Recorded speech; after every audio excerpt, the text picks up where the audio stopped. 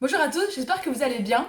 Moi personnellement, je pète la forme. Moi, je pète le feu, comme d'hab. Moi personnellement, je pète le feu. Donc aujourd'hui, on va parler de musculation et plus précisément, on va parler des exercices que tu ne fais jamais ou presque. Donc c'est parti, on rentre directement dans le vif du sujet avec le premier exercice axé haut du corps. Et donc c'est parti, il s'appelle le pullover. Non, je parle pas de ça, hein, mais bien de ça.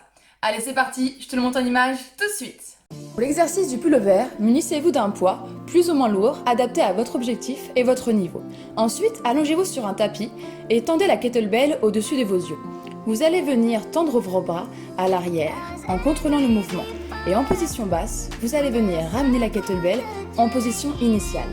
Le tout est de contrôler la descente en engageant bien ses abdominaux pour ne pas blesser ses épaules et son dos. Dans cet exercice, vous allez travailler la partie haute de votre dos, avec le grand dorsal et le grand rond. Bon, évidemment, l'idéal, c'est d'avoir un banc à disposition pour pouvoir faire un meilleur mouvement avec une meilleure amplitude. Mais là, on s'adapte. Par contre, toi, si t'en as un, t'es un vrai petit vénard. Ensuite, on passe au deuxième exercice avec les abdominaux. Alors pour ce mouvement, vous allez vous placer en position planche, les avant-bras collés au sol. Et vous allez venir décoller votre jambe gauche et votre bras droit, c'est-à-dire le membre supérieur opposé au membre inférieur. Et c'est parti pour une lutte sans fin entre vous et vous. Vous n'avez absolument pas le choix d'engager vos abdominaux, sinon vous allez forcément tomber.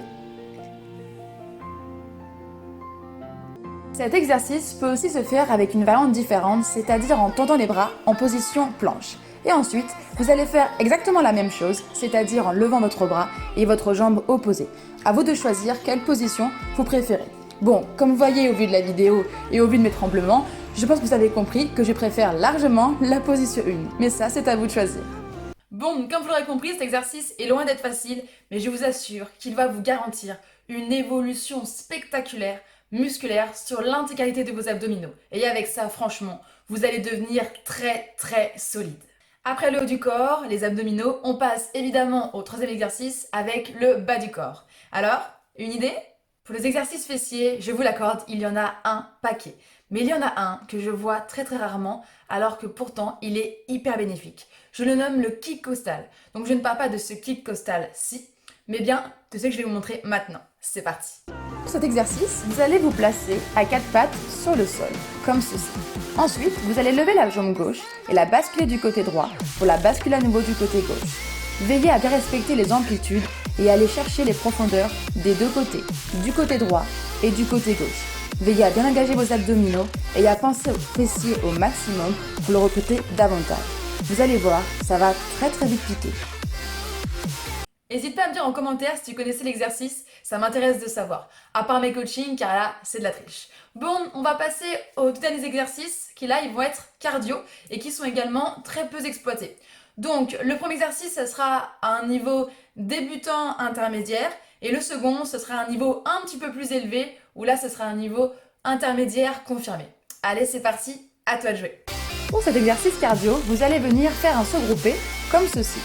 Le but va être de relever vos jambes vers votre poitrine pour former une petite boule. Veillez à bien sauter vers le haut et non vers l'avant. Dès que vous revenez en position basse, c'est-à-dire les pieds sur le sol, repartez dessus. Vous allez voir, l'exercice est très cardio et c'est ce qui en fait un exercice redoutable pour les hits et les circuits. Et enfin, le cinquième et dernier exercice, je l'appelle le squat explosif. Vous vous mettez sur vos genoux, les pieds totalement relâchés et vous allez exploser pour atterrir sur les talons, comme ceci. Pas mal, hein? Et vous répétez le mouvement le plus rapidement possible. Et on explose. Cet exercice est compliqué car vous allez devoir fournir un maximum d'énergie et d'explosivité en un minimum de temps.